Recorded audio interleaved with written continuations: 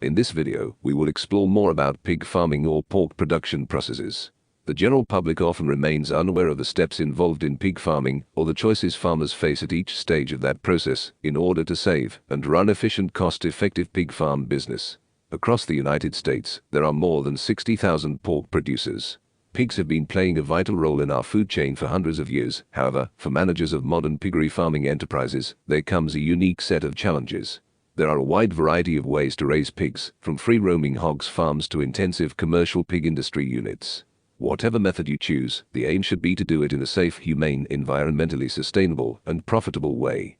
They include a variety of farm sizes and types, and they raise pork to meet a wide variety of consumer demands. There are different approaches to raising pigs, including small-scale farms, large-scale farms, and those whose pig-raising practices serve niche markets, such as consumers who want pork raised with outdoor access. All these forms of pig farm are in use today. The intensive farms are by far the most popular, due to their potential to raise a large amount of pigs in a very cost-efficient manner.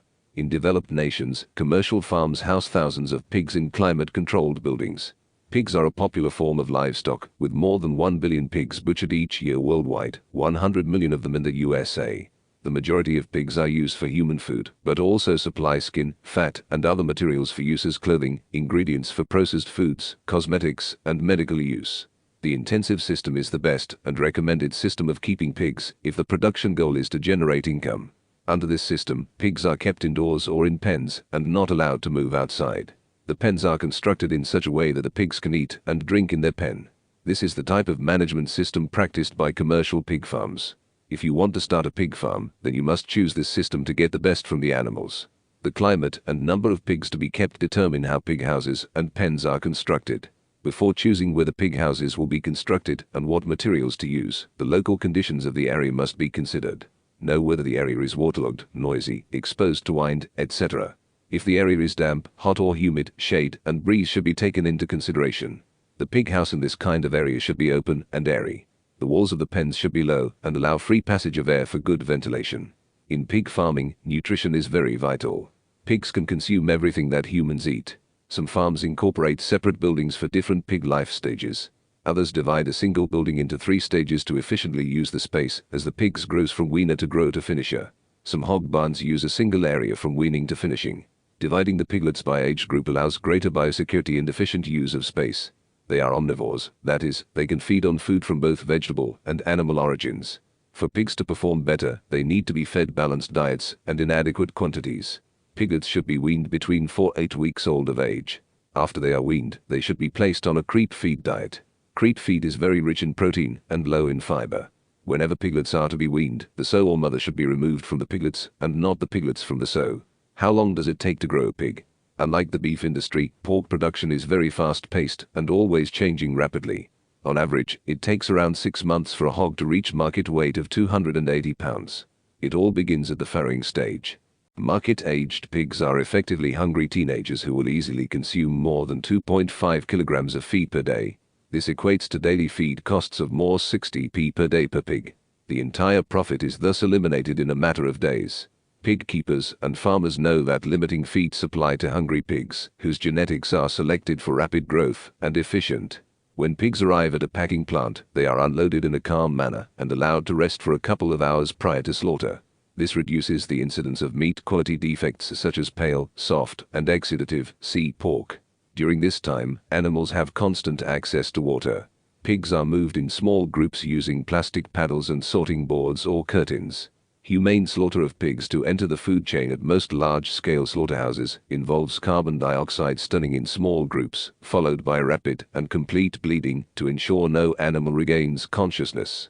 The process must be overseen by trained staff and veterinarians who are, themselves, in short supply. After stunning and bleeding occurs, the carcasses are put in a hot water bath to loosen hair follicles. After that, the carcasses are put into a machine that tumbles them to remove the hair. The remaining halves are washed to remove any remaining blood, bacteria or remains of bone, and then cooled down in order to help with the process of cutting and deboning.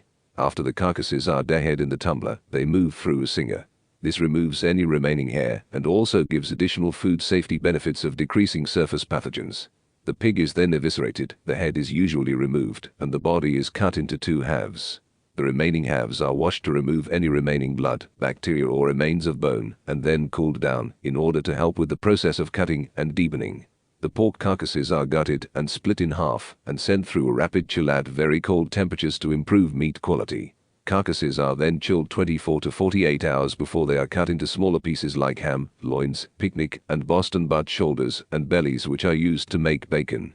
After it is cut into pieces, the meat from the animal is then processed further into edible products. The buttocks are salted and pressed in order to eventually produce ham. The ribsage meat is salted and smoked in order to get bacon. Salt is rubbed thoroughly into each piece of meat and all surfaces are covered. Some formulas also include much black pepper. The bulk of the meat is cut and ground to produce various sausages, which are traditionally wrapped into the intestines of various sizes. The bulk of the fat is cut into small pieces. Some of it is fried to produce cracklings. Lard is made by rendering heating fragments of fat in a large iron pot over a fire until it is reduced to simmering grease which congeals when cooled. Lard is then stored in lard tins with tin covers. The typical tins in the US are 5 gallons.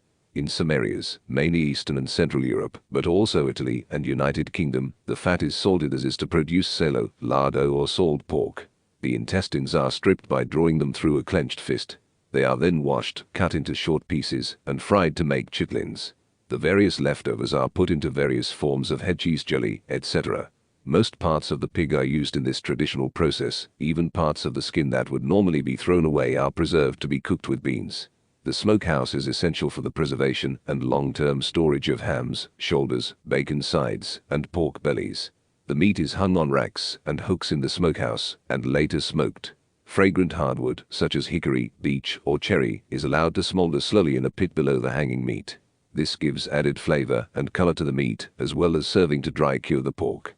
Meat cutter is responsible to prepare standard cuts of meat, including poultry and fish, to be sold in either a self-serve or specialty counter. In the UK, the term used for retail meat cutter is still butcher. Retail meat cutters are found in a customer-oriented retail environment. This can be anything from a small family-owned meat shop to a large international supermarket chain. Meat cutters are a registered trade. Industrial meat cutters are found in production-oriented facilities and generally perform fewer tasks, but repeatedly. Retail meat cutters traditionally work indoors in large refrigerated rooms with temperatures ranging between 2 and -4 degrees Celsius. These environments are kept sanitary and are washed every day with powerful antibacterial cleaners. In larger retail outlets or plant facilities, working environments are generally equipped with power tools such as band saws and circular slicers.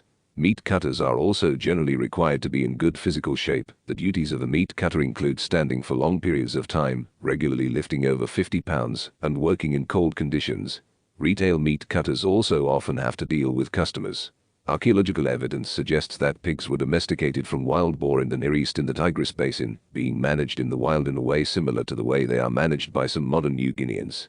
Remains of pigs have been dated to earlier than 11,400 years ago in Cyprus. Those animals must have been introduced from the mainland, which suggests domestication in the adjacent mainland by then. There was also separate domestication in China which took place about 8,000 years ago. Pigs, both as live animals and a source of post-mortem tissues, are one of the most valuable animal models used in biomedical research today because of their biological, physiological, and anatomical similarities to human beings. For instance, human skin is very similar to the pig skin, therefore pig skin has been used in many preclinical studies. Porcine are used in finding treatments, cures for diseases, xenotransplantation, and for general education. They are also used in the development of medical instruments and devices, surgical techniques and instrumentation, and FDA-approved research. These animals contribute to the reduction methods for animal research, as they supply more information from fewer animals used for a lower cost. Feces and waste often spread to surrounding neighborhoods, polluting air and water with toxic waste particles. Waste from swine on these farms carry a host of pathogens and bacteria, as well as heavy metals. These toxins can leach down through the soil into groundwater, polluting local drinking water supplies. Pathogens can also become airborne, polluting the air and harming individuals when ingested. Contents from waste have been shown to cause detrimental health implications, as well as harmful algal blooms in surrounding bodies of water.